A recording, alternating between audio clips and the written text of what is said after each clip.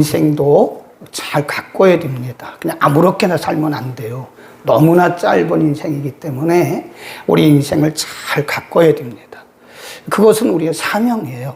우리가 먼 나라에 가서 복음 안 전해도 내 믿음을 잘 가꾸고 내 인생을 아름답게 가꾸는 거, 그래서 많은 사람들을 위해서 하나님의 영광을 위해서 열매 맺게 하는 거, 그게 우리의 사명이고요. 우리의 숙제입니다. 우리 날마다 숙제를 해야 되는 거예요. 오늘도 내가 내 마음속에 돌밭이 되지 않도록, 내 신앙이 말씀에서 벗어나지 않도록 항상 우리가 하나님 말씀과 더불어서 살아가는 아주 아름다운 모습으로 살도록 내 믿음을 가꿔야 되고 내 인생을 가꿔야 된다. 하루하루. 언제까지일까요? 우리 인생이 다하는 순간까지. 우리 숨이 멈추는 그날까지 우리는 잘 우리를 가꿔야 되는데, 그 가꾸는 자양분이 뭐냐면 잠언의 말씀이에요. 잠언에서 우리 인생을 아름답게 가꾸고 우리의 신앙을 아름답게 가꾸는 너무나 좋은 그 영양분, 자양분들에 대해서 오늘도 말씀하고 있는데, 오늘도 주제별로 좀 보겠습니다. 17절로 갑니다. 우리를 괴롭히고 우리를 힘들게 하는 사람들에 대해서 우리가 어떤 자세를 가져야 되느냐. 17절 시작. 내 원수가 넘어질 때 즐거워하지 말며 그가 엎드러질 때 마음에 기뻐하지 말라. 그랬어요. 여기서 원수는요, 우리를 힘들게 하는 사람들이죠. 우리를 괴롭히는 사람들이죠. 네, 우리를 영적으로, 혼적으로, 육적으로, 물질적으로 하여튼 이런저런 면에서 우리를 힘들게 하는 사람들, 우리를 방해하고 반대하는 사람들. 설사 그런 사람들일지라도 그들이 넘어지는 것을 우리가 보고 기쁘다, 그러면 안 된다는 거죠. 네. 그들의 넘어지는 것을 기뻐하지 마라. 그 다음에 그 뒤에 보면 그렇게 말씀하잖아요. 그가 엎드러질 때 마음에 기뻐하지 말고 원수가 넘어질 때 즐거워하지 마라. 그 왜 그러냐면 18절 보세요. 시작. 여호와께서 이거를 보시고 기뻐 아니하사 그 진노를 그에게서 누구에게로 옮긴대요? 너에게로 옮긴다, 그 말이에요. 그러니까 원수가 넘어지는 것을 보고 박수 친다든지, 원수가 잘 안 되는 것을 보고 내 마음에 기뻐하면 하나님이 보신다는 거예요. 하나님이 보시고 그가 받을 재앙을 누구한테 옮긴대요? 우리에게 옮긴다는 거예요. 그건 맞는 거예요. 그러니까 우리가 어느 집에 들어갔든지 마태복음 10장에 보면 제자 도를 가르치면서 너희가 어느 집에 들어가든지 그 집의 평안을 위해서 기도하라. 너희가 기도한 그 평안이 그 집에 맞지 않으면 너에게로 돌아오리라 그랬잖아요. 그렇죠? 그러니까 우리를 위해서 기도하는 것이 사실은 그들을 위해서 기도하는 것이고, 그들을 위해서 기도하는 것이 우리를 위해서 기도하는 것이다. 상대가, 우리를 괴롭히는 상대가 잘못됐다고 그래서 하나님이 응답하셨다고, 그 보라고, 나한테 잘못해가지고 그랬다고, 그런 생각을 했다가는 하나님이 보시고 그 진노를 우리에게 옮긴다는 거예요. 여기에 대해서 예수님은 한 발 더 나가십니다. 원수를 사랑하라. 그리고 원수를 위해서 기도하라. 우리 한번 펴볼까요? 마태복음 5장입니다. 예, 구약보다 예수님의 복음은 한 발 더 나가죠. 마태복음 5장 43절 그리고 48절까지 쭉 내려가서 있습니다. 43절 시작. 또 내 이웃을 사랑하고 내 원수를 미워하지 하였다는 것을 너희가 들었으나 나는 너희에게 이르노니 너희 원수를 사랑하며 너희를 핍박하는 자를 위하여 기도하라 그랬죠. 원수를 사랑하고 더 나가서 너희를 핍박하는 자를 위해서 축복하고 기도하라. 그러니까 구약의 기존이 욕이라 그런다면 예수님의 복음은 두 배나 더 깊어요. 예수님의 복음은 구약은 원수를 미워하지 말라고 그랬지만 예수님 원수를 사랑하라고 그러고 오히려 그들을 위해서 기도해주고 축복하라고 그랬어요. 그렇게 하면 45절 시작. 이가 찬즉 하늘에 계신 너희 아버지의 되리니 이는 하나님이 그 해를 악인과 선인에게 비추게 하시며 비를 의로운 자와 불의한 자에게 너희가 너희를 사랑하는 자를 사랑하면 쓰리오 세리도 이같이 하느니라. 또 너희가 너희 무난하면 남보다 더한 것이 무엇이냐? 이방인들도 한다 그랬잖아요. 우리는 보통 우리를 사랑하는 사람 사랑하잖아요. 나에게 잘해주는 사람 잘해주잖아요. 그리고 나에게 조금 못하면 원수처럼 대하잖아요. 근데 이것은 전혀 아니에요. 이방인들도 이보다는 더 한다는 거죠.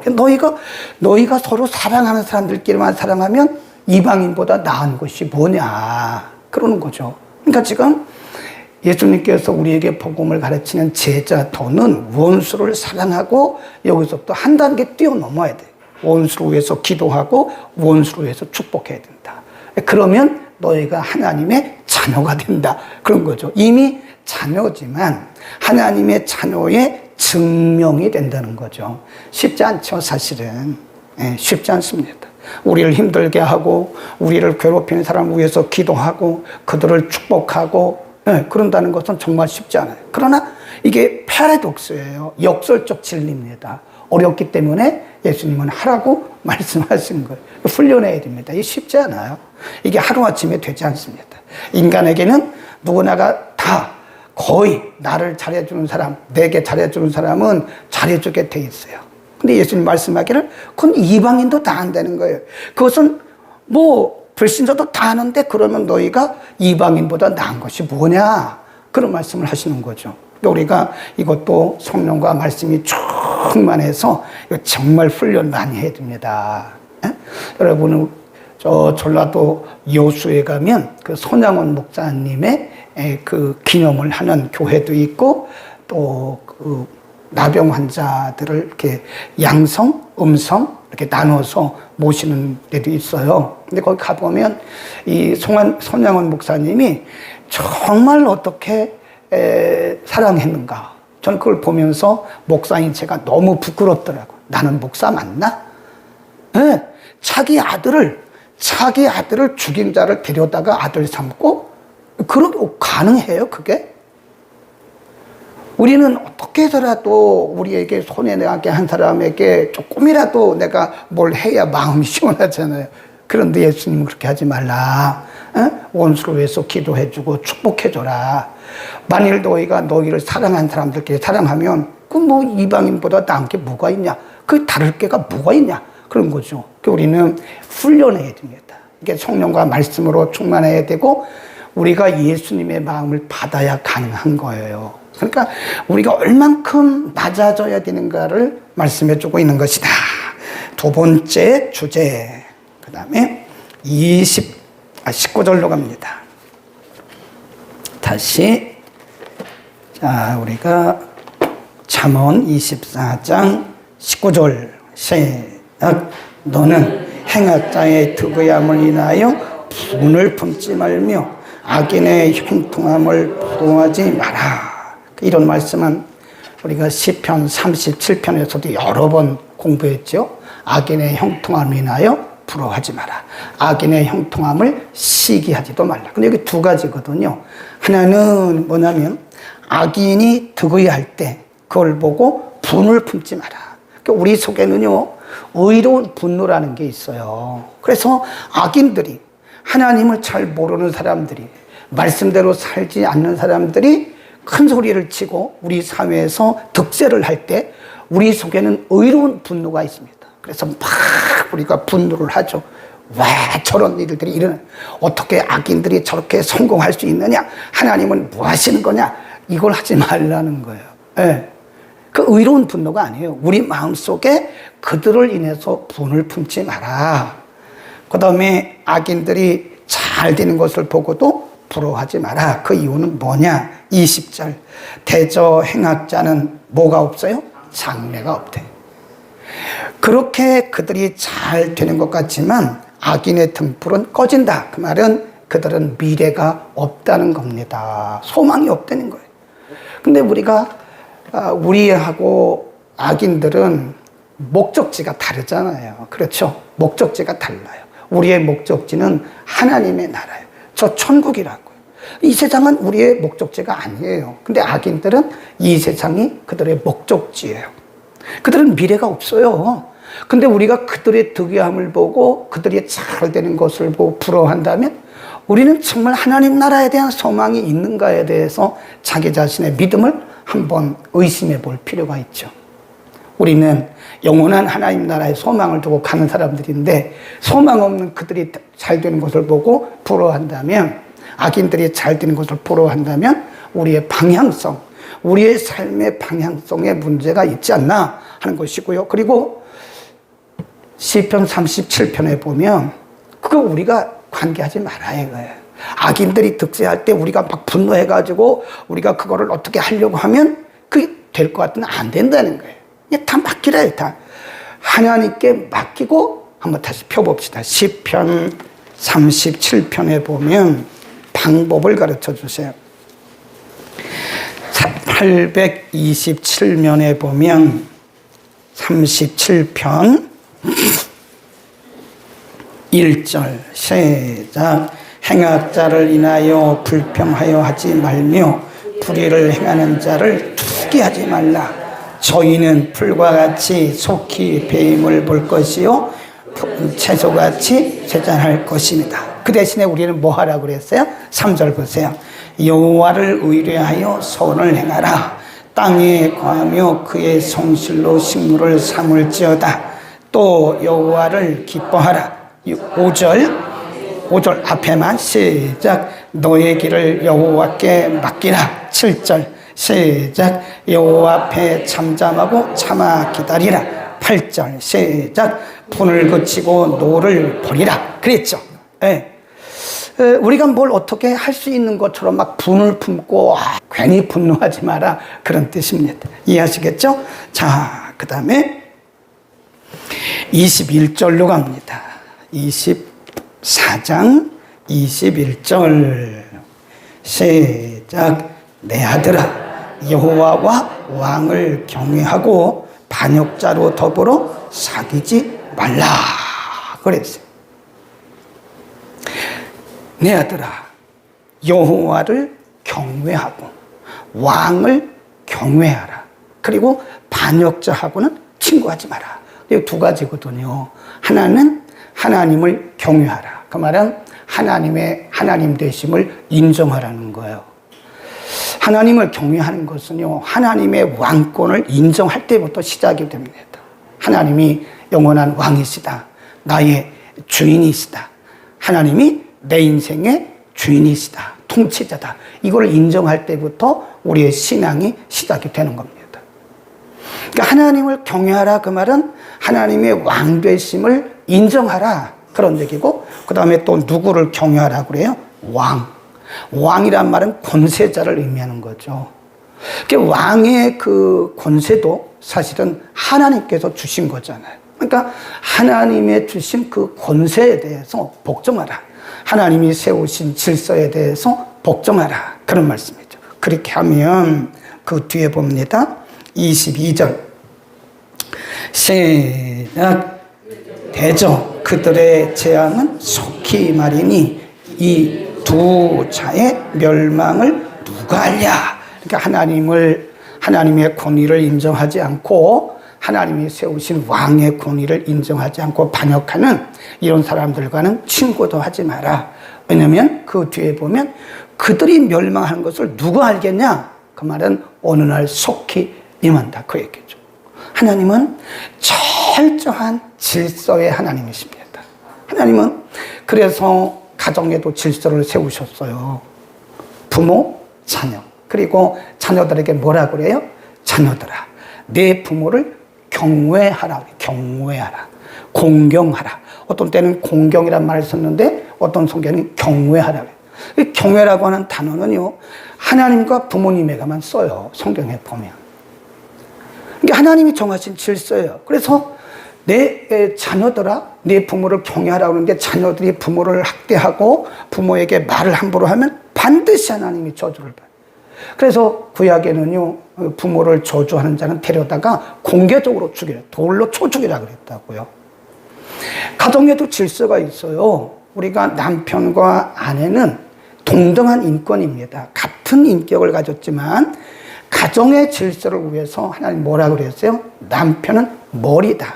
남편의 머리는 그리스도다 그랬잖아요. 아내의 머리는 남편이고 남편의 머리는 그리스도다 그랬어요. 그래서 가정은 이 남편이 머리가 되는 거예요. 그 질서입니다. 그러니까 예를 들어서 아내들이 남편을 막 짓밟고 남편의 그 권위를 인정하지 않는 것은 하나님의 권위를 인정하지 않는 거나 똑같은 거예요. 자, 우리 로마서로 한번 가봅니다. 이렇게 또 말씀을 하셨어요. 로마서 13장입니다. 로마서 13장 1절부터 봅니다. 4절까지 읽습니다. 13장 1절 시작. 각 사람은 위에 있는 권세들에게 굴복하라. 권세는 하나님께로 나지 않음이 없나니 모든 권세는 다 하나님의 정하신 바라. 그러므로 권세를 거스리는 자는 하나님의 거스림이니 거스리는 자들은 심판을 자취하리라. 관원들은 선한 일에 대하여 두려움이 되지 않고 악한 일에 대하여 되나니 내가 권세를 두려워하지 아니하려느냐. 선을 행하라. 그리하면 그에게 칭찬을 받으리라. 그는 하나님의 사자가 되어 내게 선을 이루는 자니라. 그러나 내가 악을 행하거든 두려워하라. 그가 공연히 칼을 가지지 아니하였으니 곧 하나님의 사자가 되어 악을 행하는 자에게 진노하심을 위하여 보응하느니라. 그랬다. 모든 권위, 권세에 대해서 각 사람은 위에 있는 권세들에게 굴복하라. 권세는 하나님께로부터 나지 않음이 없다. 그랬다고요. 모든 권세는 하나님께서 정하신 질서이기 때문에 이 질서를 거스리는 것은 뭐라고 그래요? 하나님께 죄를 지면 하나님의 명령을 거스리는 거예요. 그러니까 가정에서는 아내들, 자녀들, 이렇게 부모에게, 남편에게. 이 교회도 철저한 질서의 공동체입니다. 이 교회는 이 질서가 무너지면요, 사탄의 운동장이 되고 말아요. 네. 그 요즘에는 옛날 같지가 않아요. 요즘에는 교회에서도 이렇게 권위를 잘 인정 안 하려고 그러는데 큰일 납니다.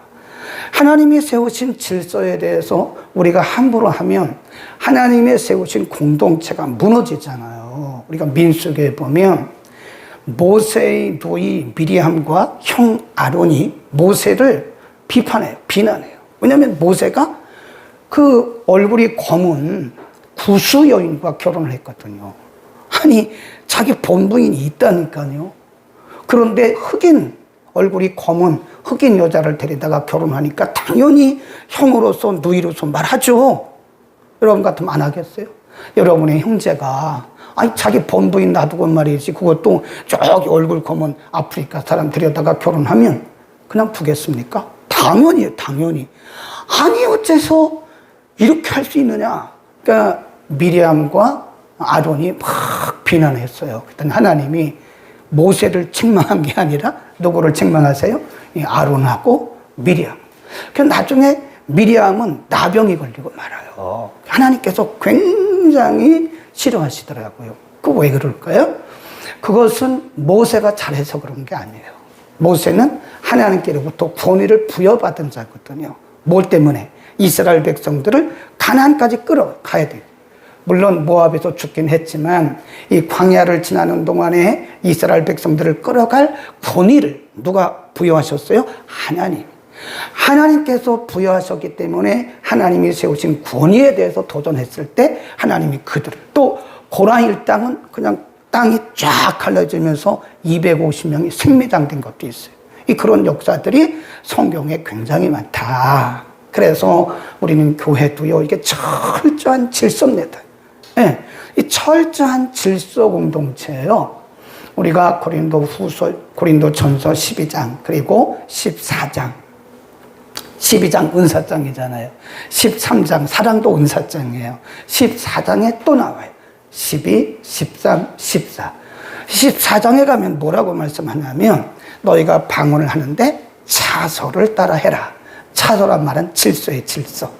그래서 어떤 사람이 방언을 하면 다른 사람은 잠잠하고 그 사람이 방언하는 것을 통변을 해라. 네, 통변하는 사람이 없으면 방언하지 마라. 그 얘기는 무슨 얘기냐면 공동체에 관련된 거죠. 개인이 할 때는 뭐 다른 사람이 통변할 필요가 없죠. 그러니까 우리가 교회를 위한 어떤 일을 할 때 어떤 사람이 방언으로 기도하면 다른 사람들은 잠잠하고 있으라 그런 얘기죠. 왜냐하면 성령은 같은 분이시기 때문에 이 사람 저 사람에게 무질서하게 그렇게 역사하지 않는다는 거예요. 아멘. 그래서 이 교회는요, 누가 무슨 얘기를 해도 담임으로부터 흘러가는 겁니다, 이게. 하나님께서 담임 목사를 세우셨을 때는 어쨌든 여기 서 있는 동안에는요, 하나님께서 담임 목사를 통해서 일하십니다. 철저한 질서예요. 그래서 이 질서가 깨지면 교회는 굉장히 무질서해지고 어려워집니다. 그리고 사탄들이 틈을 타가지고 어려워요. 그래서 이 권위에 대해서 도전하면요, 그 뒤에 뭐라 그랬어요? 다시 한번 가보면 그런 사람과는 사귀지도 마라. 왜냐하면 그 진노가 그에게 임할 수도 있다. 그런 말씀을 하세요.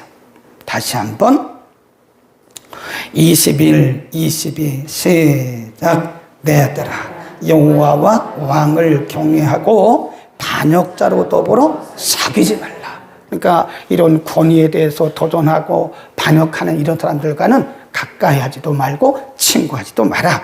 그거 왜 그러냐면 대저 그들의 재앙은 속히 임하나니 이 두 자의 멸망을 누가 알겠느냐 그런 거예요. 가정이나 또 교회나 또 국가나 어떤 공동체든지 하나님은 질서의 하나님이다. 우리가 창세기 1장을 보면요, 하나님이 세상을 만드실 때도요, 철저하게 질서를 따라서 만드십니다. 예. 첫째 날, 둘째 날, 셋째 날, 넷째 날 쭉 만들어가 보면 하나님의 창조에는 철저한 질서가 적용되고 있는 거예요. 하나님이 아무렇게나 만드신 게 아니에요. 그게 철저하게 첫째 날부터 질서를 따라 만드셨고, 오늘날도 하나님께서 이 세상을 운행하시는데 중요하게 여기신 것이 뭐냐면 질서입니다. 그러니까 질서가 무너지면 어떤 공동체든지 이렇게 무너지게 되어 있는 거다. 이 말씀은 뭐죠? 하나님의 세우신 권위를 인정하고 질서를 지켜라. 아멘. 그 다음에 네 번째 23절로 갑니다. 24장 23, 24, 25 시작. 이것도 지혜로운 자의 말씀이라 재판할 때 낯을 보아주는 것이 옳지 못하니라.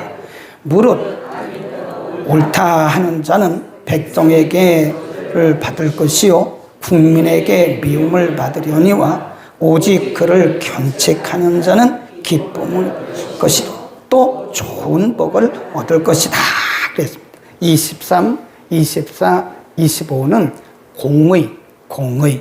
이 공의를 행하라는 거예요. 악인을 의롭다고 하는 그것도 불법이에요. 또 의로운 사람을 악하다고 하는 그것도 불법입니다.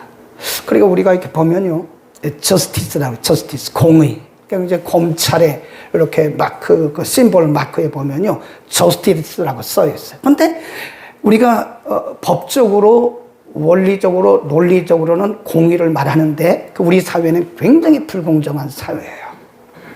하나님은 불공정한 사회를 기뻐하지 않으세요. 그래서 우리가 역사적으로 보면 하나님의 말씀을 떠나서 불공정한 사회는 언제나 하나님의 진노를 받았다고요. 그러니까 우리가 나라와 민족을 위해서 기도 많이 해야 되는데 우리나라의 경제 회복을 위해서 기도하는 건 두 번째 문제예요. 먼저 그의 나라와 의를 구하면 이 모든 것을 통하신다고 그랬잖아요. 그러니까 이 나라의 경제 회복보다 먼저 기도할 것이 뭐냐면 공의의 회복. 그래서 의로운 자들이 인정받는, 그리고 악인들은 법대로 처벌을 받는 그런 사회가 돼야 된다. 네. 그래서 우리는 나라와 민족을 위해서 기도할 때요, 공의로운 사회를 위해서 기도해야 됩니다. 어쩌면 공의를 우리가 배척할 때 우리 공동체 모두가 어려움을 당할 수도 있는 거예요. 하나님은 불공평한 사회에 대해서 하나님의 법대로 때로는 진노하실 때가 있더라고요. 네. 성경의 역사나 우리 인류의 역사를 보면 그렇습니다. 그래도 우리나라는 옛날보다는 그래도 많이 준법 정신이 있지만, 그러나 제가 볼 때는요, 법을 아는 사람들이 법을 오용합니다. 제가 볼 때 일반인들은 잘 몰라요, 법을. 그러니까 법대로 따라가는 거예요. 근데 법을 아는 사람들이 더 법을 오용하더라. 그래서 우리가 사실 입법, 사법, 행정 이런 그 지도자들을 위해서 많이 기도해야 됩니다. 네. 그렇지 않으면 선량한 우리 백성들이 어려움을 당해요. 지도자들을 위해서 많이 기도해야 됩니다. 네? 그런 얘기 있다잖아요. 네. 유전무죄, 무전유죄. 아무리 죄가 큰 사람도요, 뭐 굉장히 센 그런 변호사 수임료를 뭐 1억, 2억 이렇게 주고 하면 또 이제 무죄를 되는 거예요.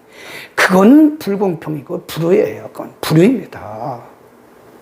네, 1억짜리, 2억짜리, 10억짜리 변호사를 이렇게 선임을 하면요, 그건 뭐 금방 나오더라고요. 하나님이 얼마나 그걸 불의하게 보시겠어요. 또 어떤 사람들은 별로 크게 잘못도 안 했는데 변호사 선임도 못하죠. 그리고 말주변도 없죠. 법조항도 모르죠. 이러니까 굉장히 그들 대신에 많은 어려움을 당하는 걸 봐요. 우리 그것을 가슴 아파하면서 기도해야 됩니다. 우리가 열왕기 하를 공부하고 있는데 이제 모레쯤 그리고 다음 주쯤 가보면 요시야라고 하는 왕이 나타나요. 하나님이 8살짜리 요시야 왕을 딱 세우십니다. 히스기야보다 훨씬 더 말씀 중심적인 순수한 어린 애를 하나님이 유다의 왕으로 세우세요. 그리고 그 요시야 왕을 통해서 이제 개혁을 해나가는데 이런 거를 개혁하는 거예요. 불공정한, 불공평한 이런 것들을 다 개혁해나가는. 하나님이 어린 요시야를 때묻지 않은 어린 애들 요시야를 왕으로 세우셔서 유다를 다시 개혁하는 그런 모습을 우리가 볼 수 있다. 우리 기도 많이 해야 됩니다.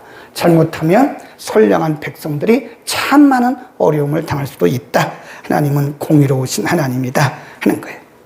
그 다음에 쭉 내려갑니다. 27절입니다. 27절 시작. 내 일을 밖에서 다스리며 밭에서 예비하고 그 후에 내 집을 세울지니라. 이제 이거는 뭘 의미하냐면 일의 우선순위를 일의 우선순위. 그러니까 우리는 이제 옛날에 동양에서는 뭐라고 했냐면 수신, 제가, 치국, 평천하 그랬잖아요. 자기를 다스리고 집을 다스리고 국가를 다스리고 나라를 다스린다. 우리 동양 사상은 그거거든요. 그 수신부터 시작하는 거예요. 수신, 집, 제가, 치국, 나라, 평천, 온 세상.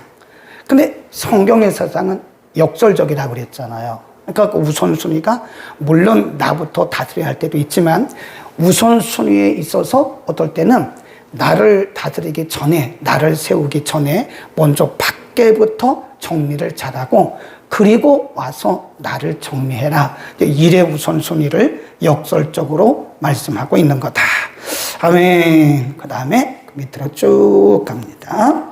31절 5번째, 6번째 30일 30절부터 시작.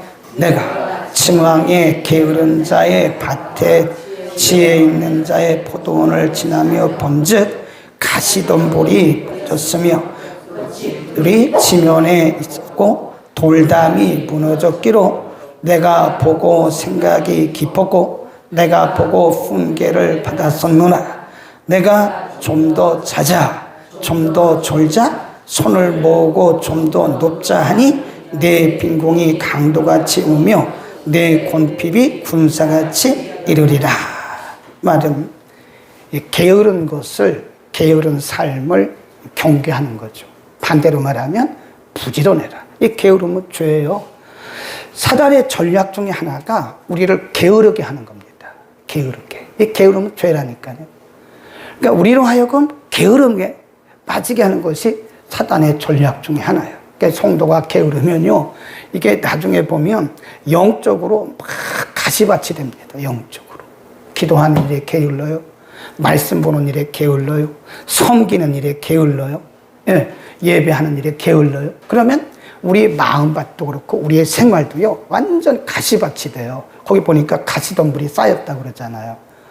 그러니까 열심히 사는 것은 그게 영성입니다. 영성이라는 게 이렇게 뭐 이상한 환상을 보고 그런 것도 무슨 영성이지만, 영성이라고 하는 것은 하나님께서 우리에게 맡겨주신 일에 최선을 다하는 것이죠. 하나님께서 오늘도 우리에게 맡겨주신 숙제들을 열심히 하는 그것이 바로 영성이다. 그래서 강원도 어디입니까? 횡성인가 어디 평창인가 어디 가면 옛날에 그 토레이 신부님이 있던 그 뭐라 그럽니까? 거기 있잖아요. 거기 가면 일하지 않으면 밥을 안 줘요. 일하기 있으면 먹지도 마라. 데살로니가서에 있는 말씀을 적용해서 거기는 일 안 하면 밥을 안 줍니다. 그 대신 일을 하면 밥은 거저줘요. 그러니까 게으르지 말라는 거죠. 그러니까 육신적인 것을 의미하고요. 그러니까 여기서 말씀하는 것은 육신적인 게으름, 영적인 게으름을 다 말하는 거다. 자, 로마서로 빨리 갑니다. 로마서 12장 11절입니다. 이제 거의 다 끝났어요.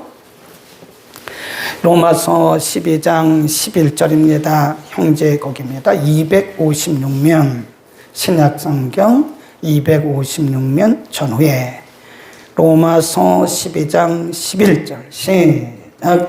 부지런하여 게으르지 말고 열심을 품고 주를 섬기라. 그러니까 우리가 열심을 품으라 그랬는데 자꾸 마귀의 전략 중에 하나가 좀 더 자자, 좀 더 편하자. 그러니까 자꾸 우리를 게으르게 만드는. 히브리서 6장 11절. 히브리서 6장 358면 전후에 있습니다. 히브리서 6장 11절 12절 11절부터 시작. 우리가 간절히 원하는 것은 너희 각 사람이 동일한 부지런을 나타내어 끝까지 소망에 이르러 게으르지 아니하고 믿음이 오래 참음과 말미암아 약속들을 기업으로 받는 자들을 되게 하라는 것이다. 거기 보면 간절히 바라는 것은 너희가 각 사람의 동일한 부지런을 나타내고 12절에 보면 게으르지 아니하고 그랬어요. 믿음, 영적인 삶을 말하는 거죠. 우리가 영적으로도 게으른 것은 사단의 전략에 우리가 빠져들어가는, 자꾸 미루지 마세요. 그 옛날에 이런 말이 있어요. 오늘 일을 내일로 미루지 마라. 그게 속담이잖아요. 근데 가만히 생각해 보면 영적으로도 맞는 것 같아요. 오늘 우리가 해야 할 숙제들이 많아요. 그렇죠? 기도도 해야 되고 성경도 봐야 되고 전도도 해야 되고 예배도 드려야 되는데 내일부터 열심히 하지. 근데 내일 가면 또 내일로 미루는 거예요. 그러다 보면 이게 점점 가가지고 나중에 감각이 없어져요. 게으르면서도 전혀 아무런 감각이 없는 거다. 이게 사단의 전략이라니까요. 게으름. 이 게으름은 분명히 사단의 전략입니다. 그래서 우리는 열심을 품고 기도해야 돼요. 히브리서에 그런 말씀이 있잖아요. 마지막 때가 되면 사람들이 모이기를 패한다는 거예요. 그래서 모이기를 패하는 어떤 사람들의 습관과 같이 하지 말고 열심을 품고 모여라. 그러니까 마가다락방 공동체가 사도행전 2장에 보면 기도하는데 최선을 다하잖아요. 그 기도하는데 열심을 내. 그러니까 성령이 폭발하는 거지. 우리가 아무것도 안 하고 있는데 성령이 펑펑 터집니까? 그렇지 않아요. 그러니까 지금 이 사탄은 사람들을 자꾸 잠을 재워요. 괜찮아. 더 자. 그냥 불특정 다수의 사람들에게 자꾸 잠재우는 약을 먹이는 거예요. 영적으로 잠재우는 약. 더 자. 괜찮아. 기도 안 해도 괜찮아. 평생 예수 믿을 건데 괜찮아. 성경 안 봐도 괜찮아. 괜찮아. 예배 한번 빠지면 어때? 괜찮아. 자꾸 우리들에게 이런 괜찮아라고 하는 이런 마약을 자꾸 먹여요. 사람들이 자꾸 이게 중독이 돼가면요. 공부도 못하고 사람이 이 뇌 기능이 이상하게 저하되는 거예요. 멍한 거예요, 이게. 네. 그러니까 마귀가 우리에게 영적인 마약을 불특정 다수에게 막 뿌리는 거예요. 그래서 사람들로 하여금 몽롱한 거예요. 지금이 기도할 때인지 일어날 때인지 이건 몰라요. 예수님 오실 때가 이렇게 가까우고 예수님 오실 때가 이렇게 가까워서 증거들이 차고 넘치는데도 지금 깨어서 기도하고 우리가 신부단장해야 할 텐데 영적인 마약을 먹여놓으니까요. 불특정 다수의 성도들이 몽롱해가지고 이게 기도를 해야 되는 거요. 말해야 되는 거 그러고 있다고. 스스로. 우리 깨어있기를 바랍니다. 부지런해야 돼요. 부지런해야 돼요. 이거 게으른 것은 죄예요. 죄. 기도하겠습니다. 걸어가신